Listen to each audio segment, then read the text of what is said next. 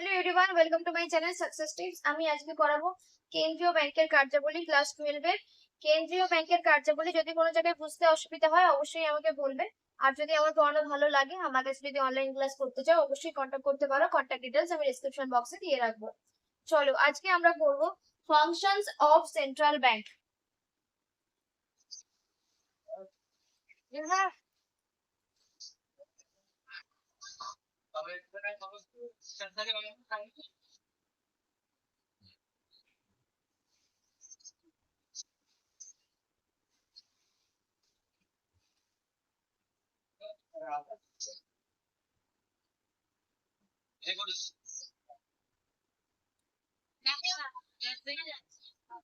লুৎফা তুমি তোমার মাইকটা বন্ধ করে দাও। ফার্স্ট কি লিখেছে? ফার্স্ট তোমার স্কাই কালারে কি লিখেছে বলো তোমার বইতে? যে monopoly power of the central bank enjoy the monopoly of note issue। monopoly of note issue বাংলাতে আমরা যেটাকে বলবো যে নোট প্রচলনের একচ্ছত্র অধিকার।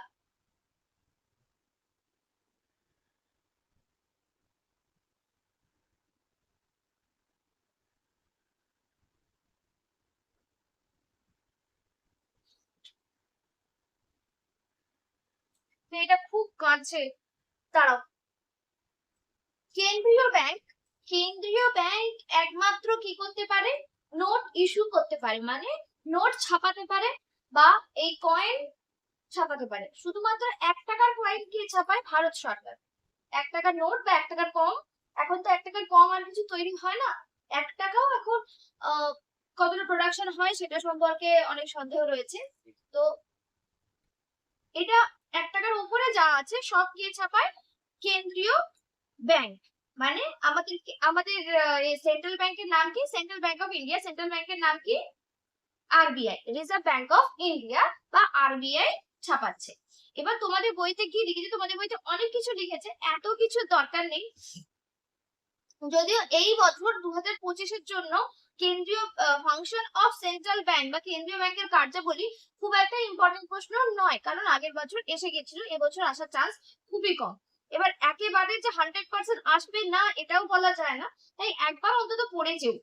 এবার বলছে এখানে দেখো, যদি আমাদের দেশে অনেক ব্যাংক রয়েছে, আমি যদি গভর্নমেন্ট ব্যাংকও তো ধরি, অনেক আছে। এসবিআই আছে, স্টেট ব্যাংক অফ ইন্ডিয়া আছে, ব্যাংক অফ বরোদা আছে, বিভিন্ন ব্যাংক আছে, তাই তো। ইউনাইটেড ব্যাংক অফ ইন্ডিয়া, প্রচুর ব্যাংক আছে। তো যদি এইসব ব্যাংকগুলোকে নোট ছাপানোর ক্ষমতা দেওয়া হয় তাহলে কি হবে? ওরা ওদের নিজেদের লোগো দিয়ে বই নোট ছাপাবে, তাই না? এবার তখন কি দেখা যাবে যে আমরা অ্যাকসেপ্ট করতে পারবো না যে কোনটা ঠিক আর কোনটা ভুল। এমনিতেই নোট, যেই নোট আছে সেই নোটই নকল হচ্ছে, তার উপরে যদি আমাদের এরকম হয় কোনটা আসল নোট আর কোনটা নকল নোট আমরা বুঝতে পারবো না। তাই মানে সারা পৃথিবীর প্রত্যেকটা দেশেই কি আছে? প্রত্যেকটা দেশেই এই নোট ছাপানোর ক্ষমতা বা মানি ইস্যুইং কার আছে? সেন্ট্রাল ব্যাংকের রয়েছে। ঠিক আছে। আর এখানে কি লিখেছে? এখানে কি বলছে দেখো, তার মধ্যে ইউনিফর্মিটি, একরূপতা ছিল না, আরো অনেক কিছু আছে। এগুলো তোমরা তোমাদের বইতে অনেক কিছু লিখেছে, এতটা লেখার দরকার নেই। আমাকে একটু মনে করিও, আমি তোমাদেরকে আলাদা নোটস দেবো। এত এত বড় বড় লেখার দরকার নেই। দেখো 5 নম্বরের জন্য তোমাদের বইতে কতগুলো ফাংশন লিখেছে? ছটা। ছটা ফাংশন লিখেছে। দেখো, 6টা ফাংশন যদি 5 নম্বরের জন্য লেখো এত বড় বড়, তাহলে আর অন্য প্রশ্ন রেখে আসতে হবে। ঠিক আছে, বুঝছো কি বললাম? সেকেন্ড বলছে, সেকেন্ডটা কি বলেছে দেখো, the central bank act as the banker of the government. Banker of the government. Next আমরা পরের কাজটা দেখবো। পরের কাজটা হচ্ছে ব্যাংকার of the government.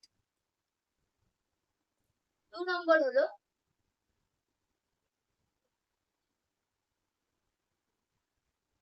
Banker of the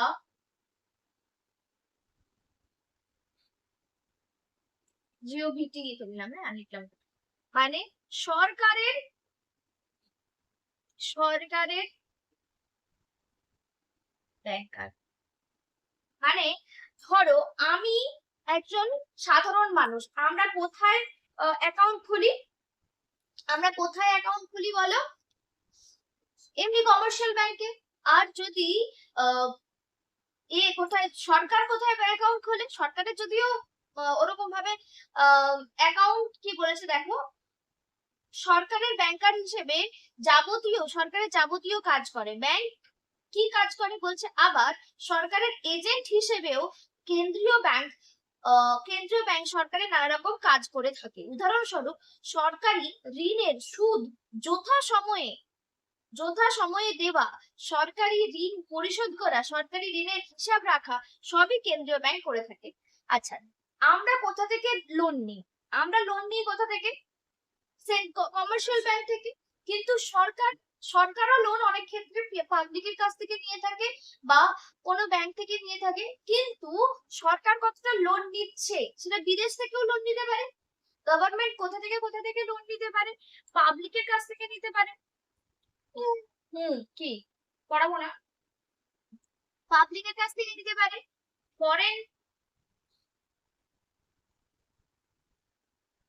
foreign গভর্নমেন্টের কাছ থেকে নিতে পারে, তাই তো? আবার হচ্ছে অন্যান্য ব্যাংক বা অন্য কোনো সংস্থা থেকেও নিতে পারে। তো সেইগুলো কতটা ইন্টারেস্ট কত, সুদ কত। তারপর হলো এটা পাবলিক মানে জনগণ, ফরেন গভর্নমেন্ট মানে হচ্ছে বিদেশি সরকার। ফরেন গভর্নমেন্ট মানে বিদেশি সরকার। তাতে সুদ কত হচ্ছে বা কবে কবে ওই লোনটা রিটার্ন করতে হবে, সবই কে দেখবে? Central bank. না, সেন্ট্রাল ব্যাংক দেখবে যে গভর্নমেন্টের কোন কোন কাজ বাকি আছে, কাকে কতটা কি বলে ইন্টারেস্ট দিতে হবে, কাকে কোন সময়। ধরো আমি 5 বছরের জন্য কোনো জায়গা থেকে লোন নিয়েছি, আমি বলছি সরকার ধরো 5 বছরের জন্য কোনো জায়গা থেকে কি নিয়েছে, লোন নিয়েছে, সেই লোনটা 5 বছর পরে রিটার্ন করতে হবে। সেই দায়িত্বটা কার হবে? সেন্ট্রাল ব্যাংকের হবে রিটার্নটা করে দেওয়া, ঠিক আছে? এবার বলছে সরকারের রাজস্ব কেন্দ্রীয় ব্যাংকের নিকটে জমা থাকে এবং সরকারের ব্যয়ের একটি বড় অংশ কেন্দ্রীয় ব্যাংকের মারফত হয়ে থাকে। বলছে এই যে বা রাজস্ব রেভিনিউ মানে ধরো আমরা যে কি দিই, আমরা যে ট্যাক্স দিই, এই ট্যাক্স বা কিছু বা ফাইন, এই যে যত টাকা ইনকাম হয় সরকারের, সেটা মানে সরকার বলতে রেভিনিউটা কোথায় গিয়ে জমা পড়ে? সেন্ট্রাল ব্যাংকে। সেন্ট্রাল ব্যাংক কি করে? তারপরে বলছে সরকারের ব্যয়ের একটি বড় অংশ কেন্দ্রীয় ব্যাংকের মারফত হয়ে থাকে। এবার ধরো গভর্নমেন্ট কোনো জায়গাতে কোনো ব্রিজ বানাচ্ছে বা রাস্তা বানাচ্ছে, এই খরচাটা কে করে থাকবে? মানে এই খরচাটা সরকার করছে, কিন্তু সরকারের হয়ে কে করে দেবে? Central bank. বোঝা গেল? তারপরে কি বলছে দেখো, প্রয়োজন বোধে কেন্দ্রীয় ব্যাংক সরকারকে ঋণ দিয়ে থাকে। এবার ধরো সরকারের লোন দরকার, সরকার শুধুমাত্র যে পাবলিকের কাছ থেকে বা ফরেন গভর্নমেন্টের কাছ থেকে লোন দিচ্ছে তা নয়, ওরা কোথা থেকে লোন নিতে পারে? আরবিআই এর কাছ থেকেও কি দিতে পারে? লোন নিতে পারে। তো সেটাও কিন্তু আরবিআই দেবে। কি বাবা,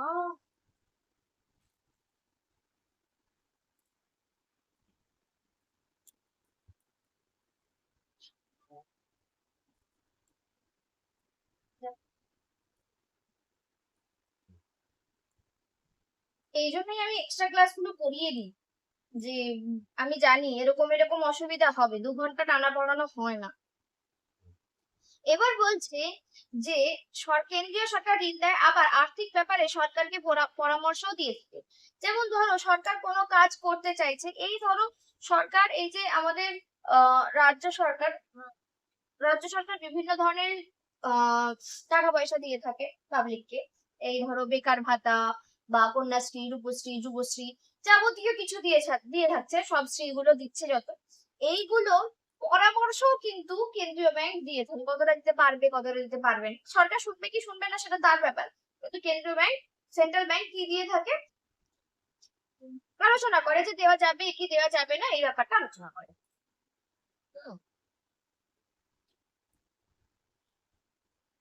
তারপর বলছে অ্যাডভাইস, বিভিন্ন ধরনের অ্যাডভাইস দিয়ে থাকে।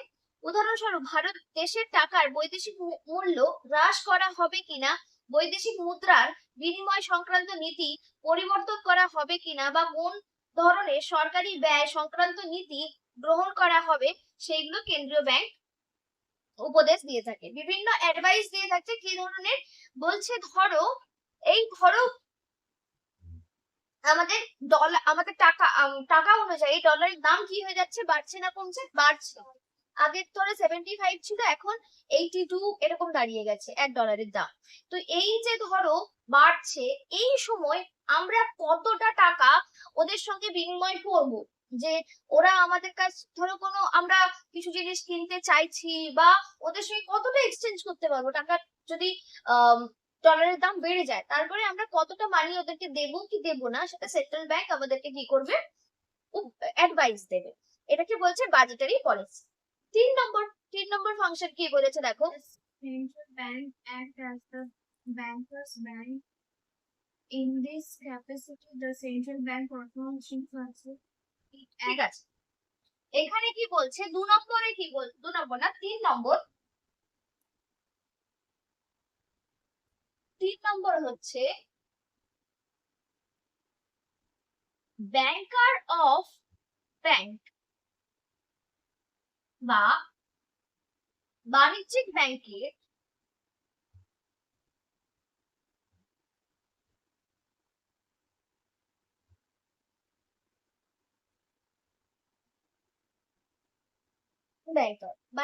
ব্যাংকার অফ ব্যাংক। এই পরিস্থিতিতে আমি একটু আগে আলোচনা করছিলাম যে আমরা কোথায় এই করি, অ্যাকাউন্ট খুলি কমার্শিয়াল ব্যাংকে, কিন্তু কমার্শিয়াল ব্যাংক কোথায় অ্যাকাউন্ট খুলবে, সেন্ট্রাল ব্যাংকে। আমি একটা পাবলিক, আমি যাচ্ছি কমার্শিয়াল ব্যাংক বা বাণিজ্যিক ব্যাংকে, তাই তো? এগুলো এরকম ভাবে লিখে রাখো, তাহলে খাতা দেখতে সুবিধা হবে। আর বাণিজ্যিক ব্যাংক কোথায় যাচ্ছে, সেন্ট্রাল ব্যাংক বা কেন্দ্রীয় ব্যাংক।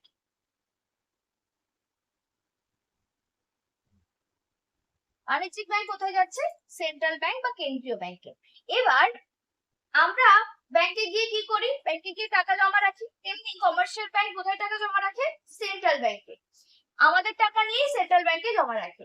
আবার বিভিন্ন রকমের আছে, যে আমরা কি পাই, আমরা ইন্টারেস্ট পাই, তেমনি কমার্শিয়াল ব্যাংকও সেন্ট্রাল ব্যাংকের কাছ থেকে ইন্টারেস্ট পায়। আবার ধরো আমরা লোন নিই কোথা থেকে, কমার্শিয়াল ব্যাংক থেকে, আর কমার্শিয়াল ব্যাংক কোথা থেকে লোন নেয়, সেন্ট্রাল ব্যাংক থেকে। আমরা যদি কমার্শিয়াল ব্যাংক থেকে লোন নিই, তাহলে আমরা ইন্টারেস্ট কাকে দেব, কমার্শিয়াল ব্যাংককে।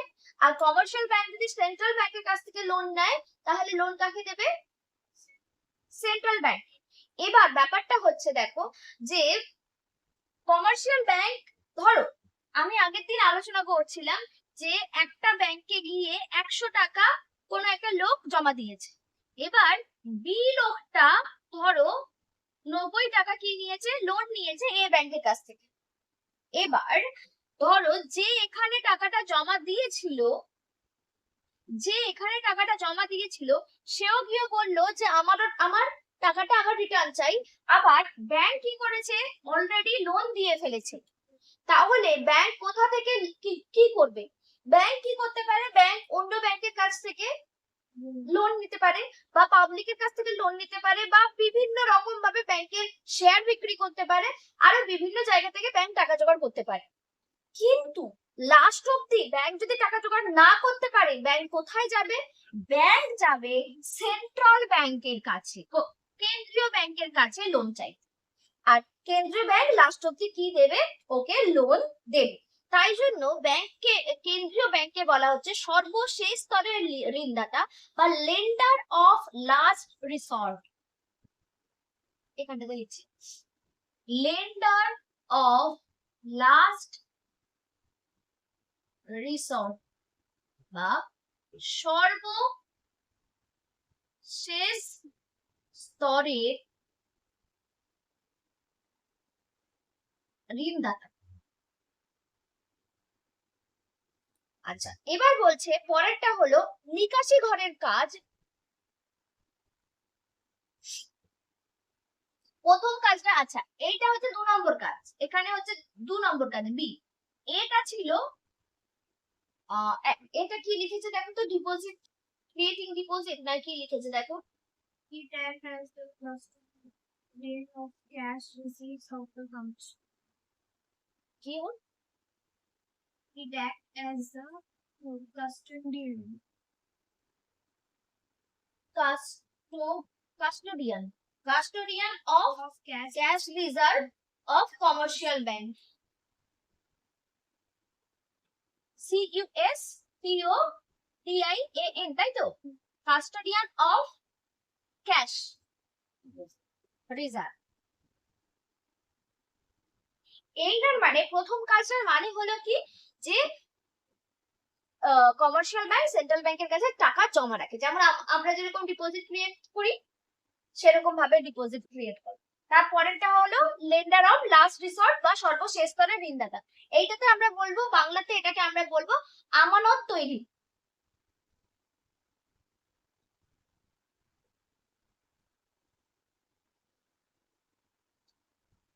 আচ্ছা, নেক্সট আমরা যেটা দেখবো, এটা এ বি গেল, সি। সি বলছে ক্লিয়ারিং হাউস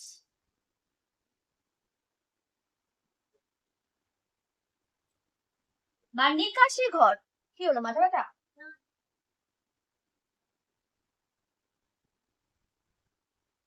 নিকাশি ঘর কেন বলছে, বলছে আহ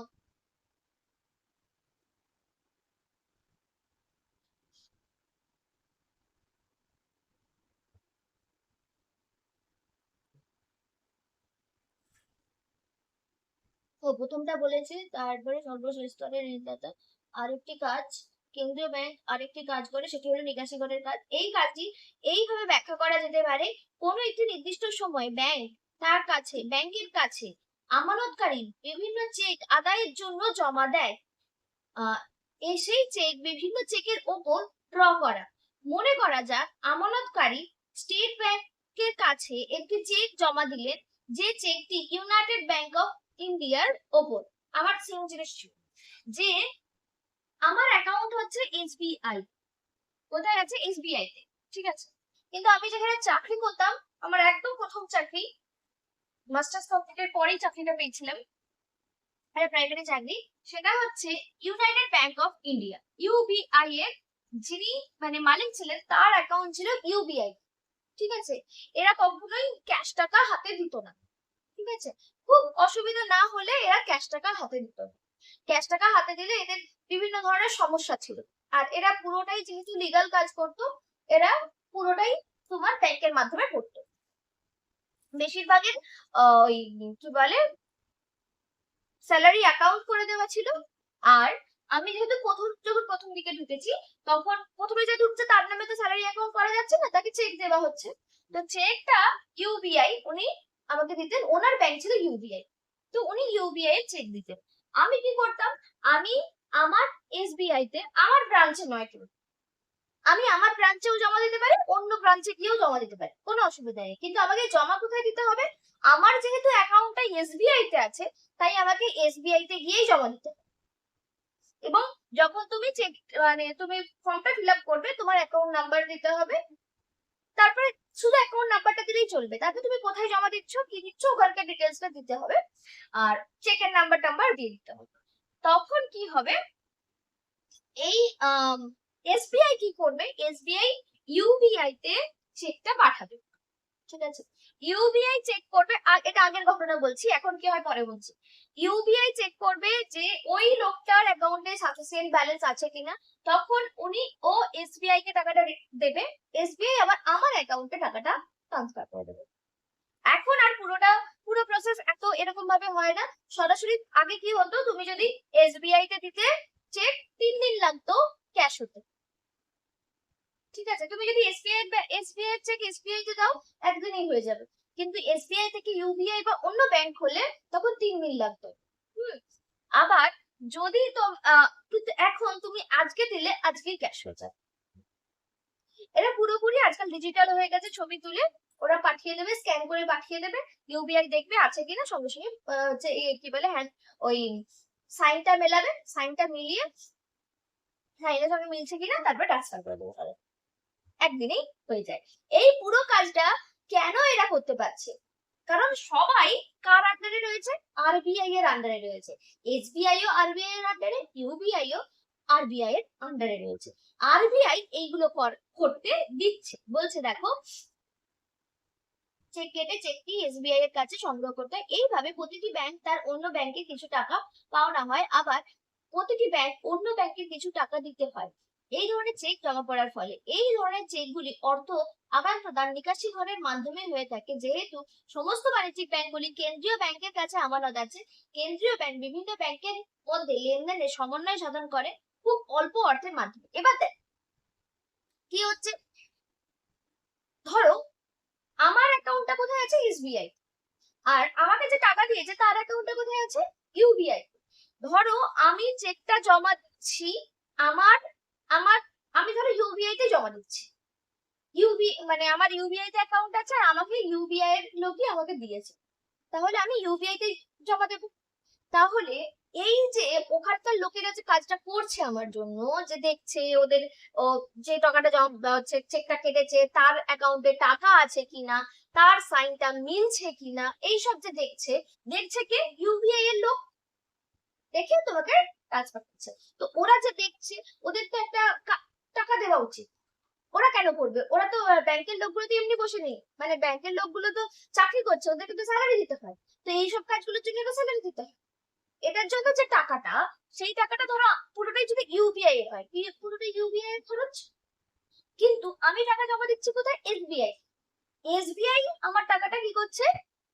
ইউবিআই থেকে নিচ্ছে।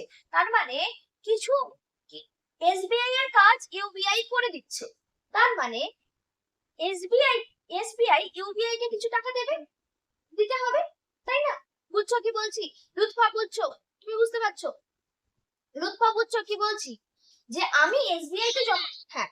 এবার এই যে এরা কিন্তু অতটা মানে ভেবে কাজ করেন যে ঠিক আছে আজকে এসছে চলে করে দেবো, সেইটা কোথা থেকে ওরা পেয়ে যায়? আরবিআই এর কাছ থেকে পেয়ে যায়, কারণ আরবিআই এর কাছে সবার অ্যাকাউন্ট রয়েছে, এসবিআই এরও অ্যাকাউন্ট রয়েছে আর ইউবিআই এরও অ্যাকাউন্ট রয়েছে, এবং আরবিআই এটা খুব কম খরচে এই কাজটা করে দিতে পারে। ঠিক আছে, এই তার জন্য একে কি বলছে? Clearing house. এর পরের যেটা কাজ সেটা হচ্ছে কি বলেছে দেখো, গোল্ড রিজার্ভ আর হচ্ছে কি বলে ফরেন এক্সচেঞ্জের কি আছে বলো, একবার বলো লাইনটা। national gold and foreign exchange business. The central bank is the custodian. Custodian মানে হচ্ছে, কাস্টোডিয়ান মানে কি বলবো, হত্যাকর্তা, যাকে বলে যে আমি পুরো ব্যাপারটা তদারকি করছি, বা ধরো এই ঘরটা গুছিয়ে রাখার দায়িত্ব কার? আমার। আমি এই ঘরটার কাস্টোডিয়ান। বুঝছো কি বললাম? পুরো ঘরটার কি কোথায় কি আছে কিভাবে আছে সবটাই তো যদি আমার দায়িত্ব হয়, তাহলে পুরোটা হচ্ছে কাস্টোডিয়ান। তো কিসের কাস্টোডিয়ান বুঝলাম এটা? হ্যাঁ,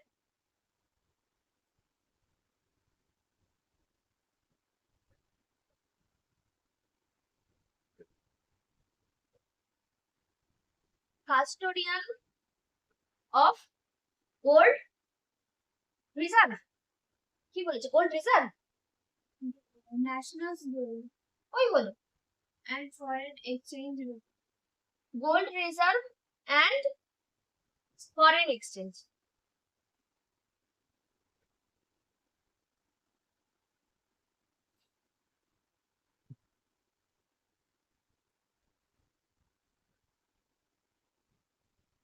কি হচ্ছে এটা বাংলাতে আমরা যদি লিখি, স্বর্ণ ভান্ডার, দেশের স্বর্ণ ভান্ডার এবং বৈদেশিক মুদ্রার তহবিল রক্ষা করা।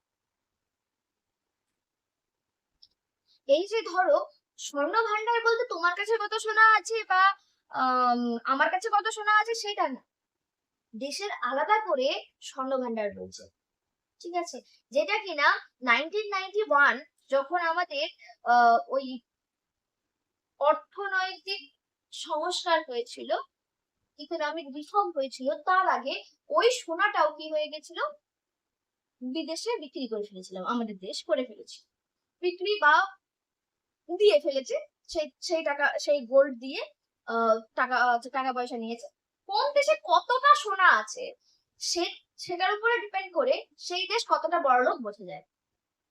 আমাদের দেশে কোন দেশে কতটা বলতে কোন দেশের কেন্দ্রীয় ব্যাংকে কতটা সোনা আছে, মানে সেন্ট্রাল ব্যাংকে কতটা গোল্ড রিজার্ভ রয়েছে সেটার উপরে ডিপেন্ড করে যে সেই দেশটা কতটা বড়। আমাদের দেশে কিছু মন্দির আছে যেমন তিরুপতি মন্দির, এছাড়াও ছোটখাটো কিছু মানে মন্দিরও যদি খুলে দেওয়া হয়, যদি তিরুপতি মন্দিরকে খুলে দেওয়া হয় মানে ওখানে যত সোনা আছে সেই সোনা যদি পুরো দেশের প্রতিটা বাড়িকে ইকুয়াল পার্টে ভাগ করে দেওয়া হয়, আমাদের দেশ আর গরিব থাকবে। অথবা সেই সোনাটা অত করতে হবে না, শুধু সেন্ট্রাল ব্যাংকেও যদি জমা পড়ে যায় তাহলেও আমাদের দেশের গরিব থাকবে। কত সোনা আছে ভাবো। আমরা কি করি, সোনা মানত করি খাবো, যে এটা হলে ঠাকুরকে সোনার গয়নাটা পরিয়ে দেবে। ধনতেরাসে আমরা কি করি, ঠাকুরের জন্য জিনিসপত্র কিনি, সোনার গয়না টয়না ঠাকুরের জন্য কিনি, তাই না? কিন্তু ঠাকুর কি আদেও পরে, পরে কি ঠাকুর ওই আমরা দেখি ওই ঠাকুরকে পরিয়ে রাখি বা আমাদের ভালো লাগে আর কিছুই না। কিন্তু এই যে ধরো, মানে আমি কথাগুলো বললে অনেকেই বলবে যে বেশি বকছি, শিবরাত্রি বলো বা কালকে ছিল নীল ষষ্ঠী, আমরা কি করি, শিবের মাথায় লিটার লিটার দুধ দুধ ঢালছি, ডাবের জল ঢালছি, দুধ ঢালছি, ডাব কত টাকা দাম সেই দাম দিয়ে ডাব কিনে নিয়ে এসে শিবের মাথায় ঢালছি। মনে হয় না কি এটা মানে অকারণ, মানে এটা শুধু বেকার খরচা বলে শিব কি খেতে পারছে? তার থেকে ওই যদি আমার যদি ইচ্ছেই থাকে অতটা দুধ করবো, কিছু যেই সব বাচ্চারা খেতে পায় না তাদেরকে দেওয়া উচিত। কিন্তু আমরা করি না। দেখা যাবে যেই বাচ্চা খেতে পায় না, যার মা বাচ্চা দুধ কিনে দিতে পারে না, সেও দেখা যাচ্ছে যে দুধ কিনে শিবের পুজো করছে, বাচ্চাকে না খাইয়ে শিবের পুজো করছে। একদম সত্যি কথা, একদম সত্যি কথা। আমাদের বাড়িতে যে কাজ করে আমার বাপের বাড়িতে, সেই মানে ভদ্র মহিলা দুর্গাপুজোর সময়, তো আমি তখন মানে আমার তখন প্রেগন্যান্সি পিরিয়ড চলছে, তো আমি আমার ঘরে একটা বাচ্চার ছবি আছে, তো ছবিতে দুটো বল আছে, বাচ্চা আর তার পাশে দুটো বল। তো ও ওই মহিলার দুটো বাচ্চা আছে, ছোটটা বলছে ভাইয়ের কাছে দুটো বল আছে আমাকে একটা দেবে। তো আমি বললাম ঠিক আছে, বলে ওর মাকে আমি কিছু টাকা দিয়েছি যে তুমি ওকে বল কিনে দিও। তো বললো ঠিক আছে। এবার তার পরের দিন আমি জিজ্ঞেস করছি বল কিনে দিয়েছো, কারণ ওকে জামা কাপড় কেনার জন্য আলাদা টাকা দেওয়া হয়েই চল, মানে আলাদা করে বাচ্চাগুলোকে আলাদা করে দেওয়া হয়েছে, এমনি যেরকম বোনাস পাই তো সেরকম বোনাস দেওয়াই হয়েছে, ওদেরকে দিতে হয় যেটা। এবার তখন বললো কি হবে, বলটা তুই ফাটিয়ে ফেলবে, ওই জন্য এক প্যাকেট দুধ কিনে নিয়ে এসে খাইয়েছে। এটা তার মা অবশ্যই ঠিকই করেছে, তার মা হিসেবে মা তো সেটাই করবে যে বাচ্চা যেটা ভালো, বল সত্যি দুদিন পরে খেতে গেল। তো বলার পরে আমি আবার আলাদা বল কিনে ওকে দিয়েছি, কারণ আমি জানি ওর মাকে যতই আমি টাকা দিই ওর মা ওকে বলটা কিনে দেবে না। যেমন বাচ্চাকে দুধ খাওয়াতে হবে তেমন বাচ্চাকে খেলার জন্য কিছু দিতে হবে, না হলে বিকাশটা হবে কোত্থেকে। তো ওর ইচ্ছে হয়েছে, আর আমারও তখন কি বলবো, আমার তখন বাচ্চারা চাইছে, তো আর সেটাকে আর বাচ্চারা চাইলে না কোনোদিনই করতে পারি না, আর ওই সময় তো একেবারেই না, তো কিনে নিয়েছি। তো কালকে ছিল নীল ষষ্ঠীর উপোস, পরশুদিন। তো ওর মা বলছে আমি ব্রত করতে পারবো, তো মন খারাপ। তো সে যে দুধটা কিনে খাওয়াতে পারে না, সে কিন্তু দুধ কিনে নিয়ে গিয়ে শিবের মাথায় খাওয়াবে। সে তো দুধটা খাওয়াতে পারে না, আমি এক্সট্রা টাকা দিয়েছি বলে সেই টাকায় দুধ খাইয়েছে বাচ্চাকে, একটা সুযোগ পেয়েছে যে একটা এক্সট্রা টাকা পেয়েছি আমি আমার বাচ্চাকে দুধ খাওয়াবো, এটাই তার ইচ্ছে, এটা তো মা হিসেবে ইচ্ছে। কিন্তু তার মনটা খারাপ কিসে, সে শিবের মাথায় দুধ ঢালতে পারছে, সেই দুধটা কি বাচ্চাকে খাওয়াতে পারতো যে দুধটা মাথায় ঢালছে। আমি ভগবান খুব বিশ্বাস করি, কিন্তু এইরকম ভাবে বিশ্বাস করি না। ভগবান একটা ইউনিভার্সাল পাওয়ার, আমি ইউনিভার্সাল পাওয়ারটাকে প্রে করতে পারি, তাকে আমি আমার মনের কথা জানাতে পারি, তাকে আমি আমি কিছু পেলে তাকে থ্যাংক ইউ জানাতে পারি, সবই করতে পারি। কিন্তু মানে এই যে হয় যে ঠাকুরকে না খাইয়ে আমি খেয়ে নেবো বলে না, সারাদিন উপোস করে আছে, এটা কি কেউ দেখতে আসে না বা ঠাকুর তোমাকে সুস্থ করে দেবে না। তুমি বিশেষ করে আমাদের জগন্নাথ মন্দির, পুরীর জগন্নাথ মন্দিরে তুমি যদি যাও, ঠিক আছে, হ্যাঁ খেয়ে যেতে হয় না, পুজো দিতে গেলে, পুজো দিতে গেলে খেয়ে দিই, আমি যদিও যাইনি, শুনেছি। খালি পেটে ভগবানের নাম করা যায়? যায় না। খাবার দিকে তো মন পড়েছে, কখন খাবো, পুজোটা শেষ হোক, অঞ্জলিটা দেবার শেষ হোক, তারপরেই আমি খাবো। তো হচ্ছে এই এই করে যদি হচ্ছে ভগবানকে ডাকতে হয় তাহলে ডেকে না।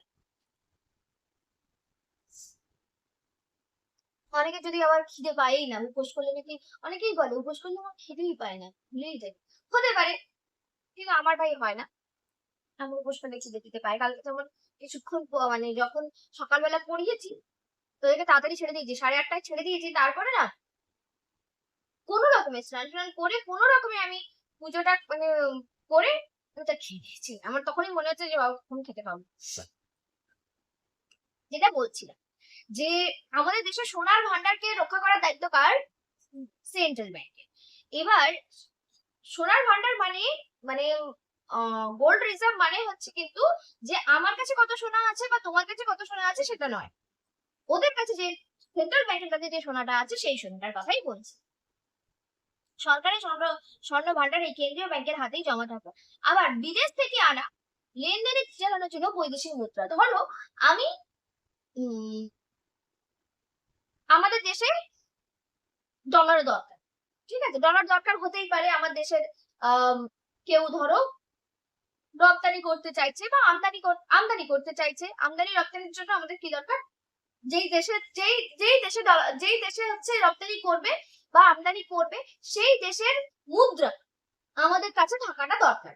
সেটা বাংলাদেশের টাকাও হতে পারে, হচ্ছে ইংল্যান্ডের পাউন্ডও হতে পারে, আর আমেরিকার ডলারও হতে পারে। সব রকম বৈদেশিক মুদ্রা মানে ফরেন কারেন্সি আমাদের কাছে থাকা দরকার। আমাদের কাছে মানে তোমার আমার কাছে না, কার কাছে থাকা দরকার? সেন্ট্রাল ব্যাংকের কাছে। এবার সেন্ট্রাল ব্যাংক কি করবে? সেটা রক্ষা করবে। যেমন ধরো ধরো আমাদের কিছু রিলেটিভ আছে বাংলাদেশে থেকে, বাংলাদেশ থেকে যখন আসেন, পাসপোর্ট ভিসা সবকিছু আছে, আসলেন, আসার সময় কি হয়, বর্ডারে গিয়ে তারা কি করে এক্সচেঞ্জ করে, সেই টাকাগুলোকে কি করে এক্সচেঞ্জ করে, ওই টাকাগুলো কিসের আন্ডারে জমা পড়ে যাবে? সেন্ট্রাল ব্যাংকের আন্ডারে জমা পড়ে যাবে। ঠিক আছে, আবার সেন্ট্রাল ব্যাংক কি করবে, যখন ওরা যাবার সময় ওদের টাকা এক্সচেঞ্জ করে নিয়ে যাবে, তখন সেন্ট্রাল ব্যাংক কি করবে, সেটা আবার ওদেরকে দিয়ে দেবে। বুঝছো কি বলছি?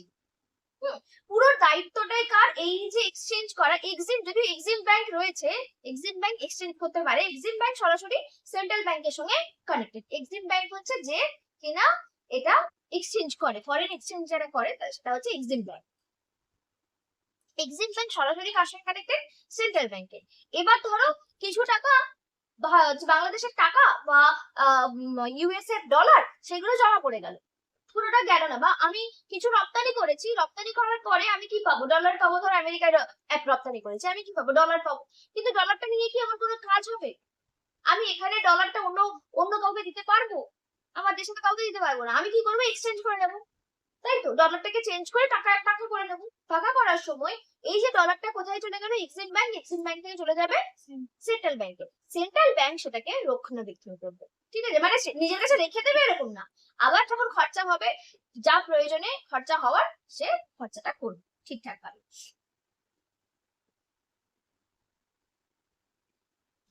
তারপরেরটা বলেছে সেন্ট্রাল ব্যাংক কি বলেছে বলতো? Central bank produces economic statistics and economic statistics. news consumption. Hmm,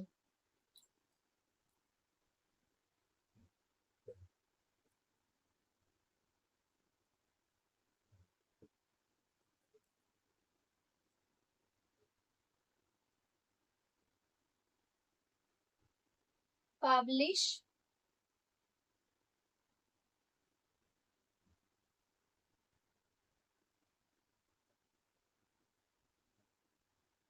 statistics and other information, তাই তো?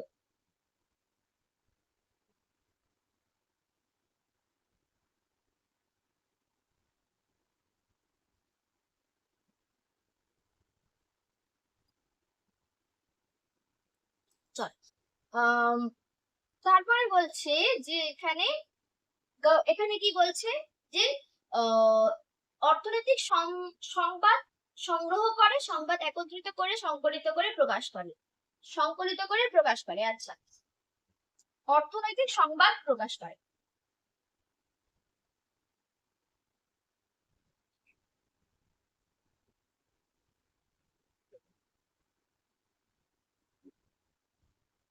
ধরো আমাদের দেশে কতটা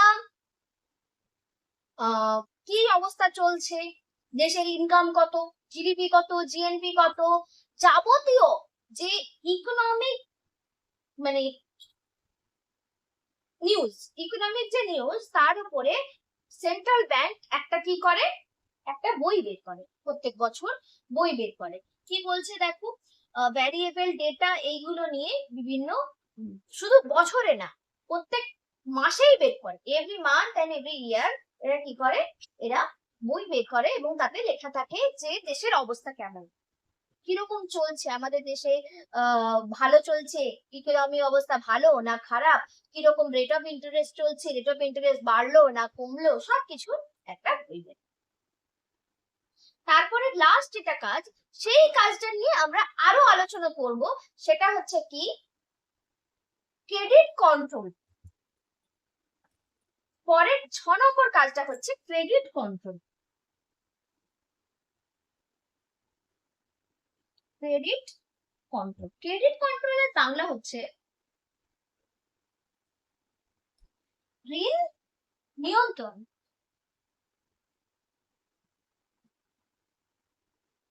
কালকে মনে করাবে, কালকে পরীক্ষা নেব, তোমরা তোমরা পরীক্ষা দেবে চ্যাপ্টার 21 আর ও পরীক্ষা দেবে ডিমান্ড। আচ্ছা, ডিমান্ডেরই পরীক্ষা দাও, পারবে ডিমান্ডের পরীক্ষা দিতে? চাহিদা চ্যাপ্টার থেকে যতটা পড়া হয়েছে ততটার উপরে। হ্যাঁ, এখানটা আমি একটু বলে দিচ্ছি, এটা নিয়ে আমরা আরো আলোচনা করব, ক্রেডিট কন্ট্রোল নিয়ে আমরা আরো ডিটেইলস আলোচনা করব। শুধু এইটুকু বলছি যে কি হচ্ছে দেখো, তুমি আমি, হ্যাঁ বলো বলো কারণ শুনতে পাচ্ছ না? লুৎফা শুনতে পাচ্ছ? লুৎফা শুনতে পাচ্ছ? শুনতে পাচ্ছি, ঠিক আছে। ক্রেডিট কন্ট্রোল, ক্রেডিট কন্ট্রোল বলতে কি বলছে দেখো, ধরো আমার লোন দরকার, আমি কোথায় যাব? কমার্শিয়াল ব্যাংকের কাছে। এবার কমার্শিয়াল ব্যাংকের কাছে ধরো টাকা নেই, কমার্শিয়াল ব্যাংক কোথায় যাবে? সেন্ট্রাল ব্যাংকের কাছে। সেন্ট্রাল ব্যাংক দিয়ে দিল টাকা, তাহলে আমিও টাকা পেয়ে যাব, তাই তো? এবার ধরো পুরো দেশে আমিও লোন নিয়েছি, তুমিও লোন নিয়েছো, সেও লোন নিয়েছে, সবাই লোন নিয়ে নিয়েছে, তাহলে আর লোন কেউ রিটার্ন করছে না, ঠিকঠাক টাইমে রিটার্ন করছে না, কিন্তু লোকের কাছে বেশ প্রচুর টাকা রয়েছে। লোকের কাছে যদি প্রচুর টাকা থাকে কি হতে পারে? কি হতে পারে? ভালো তো, তাই না? মনে মনে হচ্ছে ভালো তো, লোকের নিজে বলে টাকা মানে তো ভালো ব্যাপার না, এতটাও ভালো না। ধরো আমার কাছেও প্রচুর টাকা আছে, তোমার কাছেও প্রচুর টাকা আছে, হ্যাঁ, এবার দোকানে গেছো, দোকানে গিয়ে তুমি একটা জিনিস কিনতে গেছো, আমি একটা জিনিস কিনতে গেছি, দোকানদারের কাছে একটাই আছে, দোকানদারের কাছে দুজন একসঙ্গে গিয়ে বলছে চলো এক প্যাকেট চিপস দাও, দোকানদার দেখছে যে তার কাছে একটাই আছে, এবার আমাদের মুখের দিকে তাকিয়ে চিপসের দাম 10 টাকা বললো, চিপস নেই, আমার কাছে একটাই আছে, যে 15 টাকা দিতে পারবে আমি তাকেই বিক্রি করবো। এবার তোমার আমার কাছে যদি অনেক টাকা থাকে, তুমিও বলছো আমি 15 টাকা দেবো, আমিও বলছি আমি 15 টাকা দেবো, তখন দোকানদার বলবে যে 20 টাকা দিতে পারবে, তাকে তাকে দেবে, বুঝলে তো? কারণ নাহলে তো মার্কেট লেগে যাবে, আর চিপসের প্যাকেটটা আছে ভাগ ভাগ করে দিতে পারছে। এটা কি হবে যদি লোকের কাছে অযথা অকারণে মানে লোক লোন নিয়েছে, লোনটা ধরো আমি যখন নিচ্ছি, হ্যাঁ আমাকে দেখাতে হচ্ছে যে আমি লোনটা পাওয়ার যোগ্য, সেটা দেখাতে হয়, কিন্তু লোনটা যখন আমার কাছে যখন টাকাটা চলে আসছে, আমি তো কোনো কাজ না করেই টাকাটা পেয়ে গেছি, আমি তোমাকে পড়াচ্ছি, পড়িয়ে টাকাটা রোজগার করছি, আমি তো কাজ করে তারপর টাকাটা রোজগার করছি, এটা আমার খাটনিটা। আর লোনের ক্ষেত্রে কি হচ্ছে, তোমার কোনো সম্পত্তি আছে বা কোনো, অনেক ক্ষেত্রে তোমার যদি সিভিল ভালো থাকে, সম্পত্তি নেই, কিছু টাকা তুমি লোন পাচ্ছ, কিন্তু ওই টাকাটা তুমি যখন হাতে পাচ্ছ, তুমি তো কোনো কষ্ট করোনি, তো কষ্ট না করেই তুমি টাকাটা পেয়ে যাচ্ছ। তো তুমি খরচা তো যা ইচ্ছে করে করতে পারো, তাই না? তো মানুষ যদি এরকম করে খরচা করে, জিনিসপত্রের দাম কি হয়ে যাবে, বেড়ে যাবে বা ইনক্রিজ করবে, price of the commodity increase করবে। এতে কি হবে, পুরো দেশের জিনিসপত্রের সব জিনিসের দাম বাড়তে থাকবে, তখন মানুষের অসুবিধা হবে, যারা লোন নেয়নি তাদের অসুবিধা হয়ে যাবে। এইরকম যাতে না হয়, এরকম হতে পারে, অথবা এরকম হতে পারে লোকের কাছে একদমই টাকা নেই। তখন দুটো ঘটনা হতে পারে, একটা ঘটনা লোকের কাছে প্রচুর টাকা আছে, আর একটা ঘটনা লোকের কাছে একদম টাকা নেই। দুটো ঘটনাতেই কে পুরো ব্যাপারটাকে সামলাবে? Central bank. সেন্ট্রাল ব্যাংকের অনেকগুলো রুলস এন্ড রেগুলেশনস আছে। এখানে সেন্ট্রাল ব্যাংক কোয়ান্টিটেটিভ কোয়ালিটেটিভ দুটোই মেজার করবে। কোয়ান্টিটেটিভ মানে পরিমাণগত, আর কোয়ালিটেটিভ মানে গুণগত। কোয়ান্টিটেটিভ মানে অ্যাকচুয়ালি টাকার অ্যামাউন্টটা কত সেটার উপরেও দেখবে, নয়তো কোয়ালিটেটিভ মানে ঠিক লোকের টাকাটা কতটা প্রয়োজন, জেনুইন প্রয়োজন কিনা সেই বুঝে কোয়ালিটেটিভ টাকা কি করবে, লোন দেওয়ার ব্যবস্থা করবে। তো এইটা নিয়ে আমরা এই ক্রেডিট কন্ট্রোল নিয়ে প্রত্যেকটা পার্ট নিয়ে আমরা আলাদা আলাদা আলোচনা করবো। যেমন ধরো bank rate, open market operation, তারপর তোমার কি জানো ওই রিজার্ভ রেশিও, খোলা বাজারে কার্যকলাপ, তারপরে আছে অবশ্য তোমাদের বইতে অনেক ভ্যারিয়েবল রিজার্ভ রেশিও বিভিন্ন আছে, সেইগুলো নিয়ে আলাদা আলাদা আলোচনা করব। আপাতত আমি এখন আলোচনা করলাম ফাংশন অফ সেন্ট্রাল ব্যাংক বা কেন্দ্রীয় ব্যাংকের কার্যাবলী।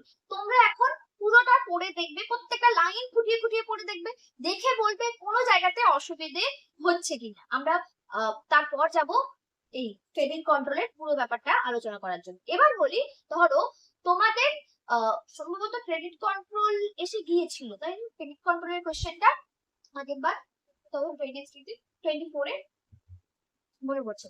সেন্ট্রাল ব্যাংকের ফাংশন অফ সেন্ট্রাল ব্যাংক এসেছিল, এটা মনে আছে। যাই হোক, তো তোমাদের কোশ্চেন একটা হতে পারে যে credit control method of central bank, কেন্দ্রীয় ব্যাংকের ঋণ নিয়ন্ত্রণ পদ্ধতি নিয়ে আলোচনা করো, discuss about credit control of central bank. এটা বলতে পারে। এটা বললে তোমাদের জয়দেব সার্কেলে যেটা লেখা আছে এটা কখনোই লেখা যাবে না। কেন দেখো, এটা কতটা হচ্ছে 16.4, 16.5, 16.5 পুরোটা, 16.6 পুরোটা, 16.7 পুরোটা 5 নম্বরের জন্য এত বড় লিখতে যাবে? 16.8 অলসো লিখতে যাবে না। তো এতটা আমি তোমাদেরকে সেটা এ থেকে করে দেবো। কি বলে, অজয় কুমার নন্দিতে কম আছে, সেখান থেকে আমি তোমাদেরকে অলরেডি দিয়েছি, তোমাকেও আমি লিখে দেবো, তুমি একটু ব্যাংকের নোটস এর কথা মনে করো, ঠিক আছে? কিন্তু যদি তোমাকে আলাদা করে বলে যে ব্যাংক রেট রাইট অ্যাবাউট বা ডিসকাস অ্যাবাউট ব্যাংক রেট বা ব্যাংক রেট সম্বন্ধে যা যেন লিখো 5 নম্বরে যদি আসে, তখন তোমাকে কিন্তু এই বইতে যেটা আছে সেটাই পড়ে লিখতে হবে। যদি এত বড় লিখতে হবে না, আমি সেটাও ছোট করে দেবো, ছোট করে। বা ওপেন মার্কেট অপারেশন, খোলা বাজারে কার্যকলাপ যদি বলে, তখন তোমাকে জয়দেব সার্কেল পড়েই লিখতে হবে। কি বলছি বুঝেছো? যদি তোমাকে একসঙ্গে একটাই প্রশ্ন বড় প্রশ্ন দেয়, সেক্ষেত্রে আমি আলাদা লিখে দেবো, লিখবে। আর যদি বলে যে আলাদা আলাদা ব্যাংক রেট সম্পর্কে লেখো বা ওপেন মার্কেট অপারেশন নিয়ে লেখো, তখন তোমাকে কিন্তু জয়দেব সার্কেলটা পড়েই লিখতে হবে। আর আমি বোঝাবো জয়দেব সার্কেল থেকে, আমি নোটসটা দেবো অজয় কুমার নন্দী বা অন্য কোনো জায়গা থেকে ছোট করে, কিন্তু বোঝাবো জয়দেব সার্কেল। কারণ জয়দেব সার্কেলের লেখাটা অনেক ভালো, অনেক বেশি লেখা আছে। তুমি যদি এটা পড়ো তাহলে দেখবে, তুমি যদি মানে 2-1বারও পড়ে যাও, ছোট করে লিখে দিয়ে নিজেই লিখে আসতে পারবে। এখন আপাতত তোমরা সেন্ট্রাল ব্যাংকের এটা পড়ো, কোনো জায়গাতে অসুবিধা হলে বলো।